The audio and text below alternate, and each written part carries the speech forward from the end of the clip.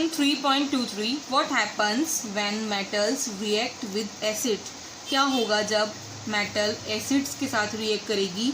तो हम ये ऑलरेडी पढ़ चुके हैं कि जब मेटल्स एसिड के साथ रिएक्ट करते हैं तो सॉल्ट एंड हाइड्रोजन गैस देते हैं।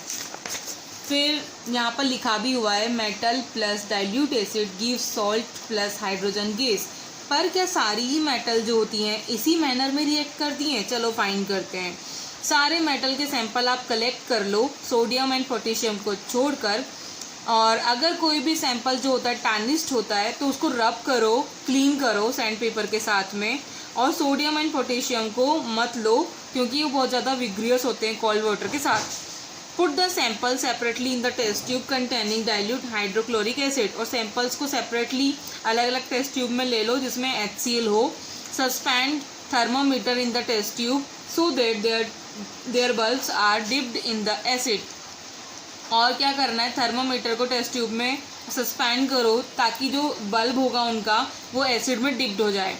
Observe the rate of formation of bubbles carefully, और ये देखो कि बबल्स जो फॉर्म हो रहे हैं उसकी रेट क्या चल रही है, किस जल्दी जल्दी बबल्स पैदा हो रहे हैं या लेट लेट बबल्स हो रहे हैं। Which metal react vigorously with dilute hydrochloric acid, और कौन सी ऐसी मेटल है जो HCl के साथ में विग्रियसली रिएक्ट कर रही है।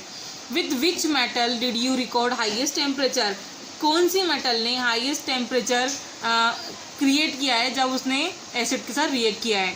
Arrange the metals in the decreasing order of reactivity with dilute acid, और आपको क्या करना है, सारी मेटल्स को अरेंज करना है डिक्रीजिंग ऑर्डर में, रिएक्टिविटी के डिक्रीजिंग ऑर्डर में towards HCl।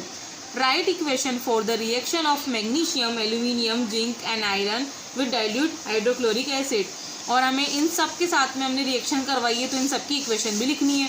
Hydrogen gas is not evolved when a metal react with nitric acid, hydrogen gas नहीं निकलेगी जब आप मेटल को नाइट्रिक एसिड के साथ रिएक्ट करवाएंगे।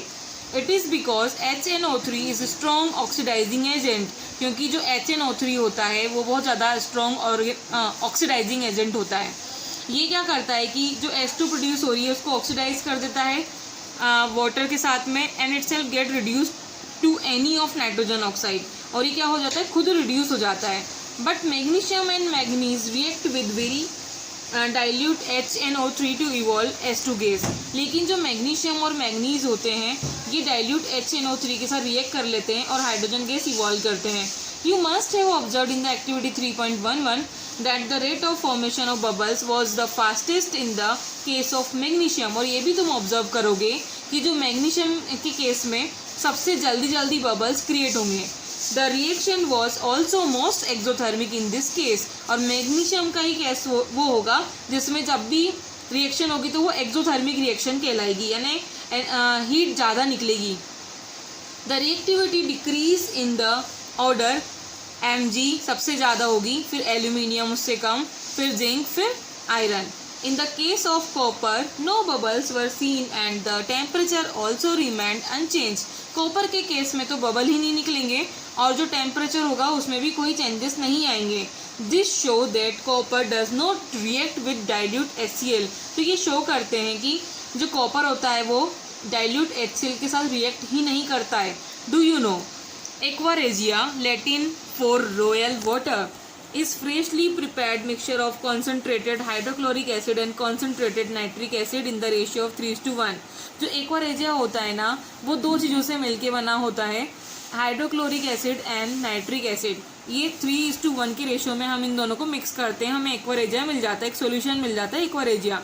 काम क्या आता है ये, और जैसे गोल्ड की ऑर्नामेंट इनको साफ करने के काम आता है। एक्वा रेजिया जो होता है वो हाईली कोरोसिव होता है, फ्यूमिंग लिक्विड होता है। तो क्या होता है कि जैसे ही आप इसमें गोल्ड या प्लेटिनम के ऑर्नामेंट साफ करवाएंगे तो कुछ गोल्ड की या प्लेटिनम की मात्रा उसी सॉल्यूशन में रह जाती है।